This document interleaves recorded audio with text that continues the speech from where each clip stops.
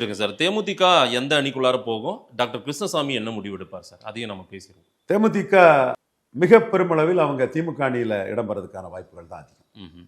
Doctor Krishnasamy முடிவு என்னவா இருக்கும்? டாக்டர் கிருஷ்ணசாமி ஜான் பாண்டியன் என்டிஏக்குள்ள உயர்ந்த மனிதர், இவரும் உயர்ந்த மனிதர் தான், வந்துட்டாருங்கும் போது அவர் விஜய் ஆப்ஷன் அவர் ஓப்பன் பண்ணி போறாரு. ஆட்சியில் பங்குங்கிறதுல விஜய் ஆப்ஷன்ல போறதுக்கான வாய்ப்புகள் தான் டாக்டர் கிருஷ்ணசாமிக்கு அதிகம்.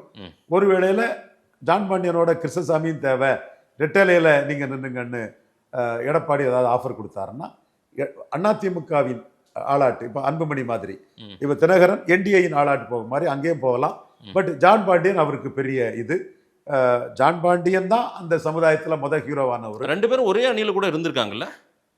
இல்ல, இவரு என்டிஏல ஜான் பாண்டியன் தாமரையில இருந்தாரு, அவர் ரெட்டலையில இருந்தார். ஓகே.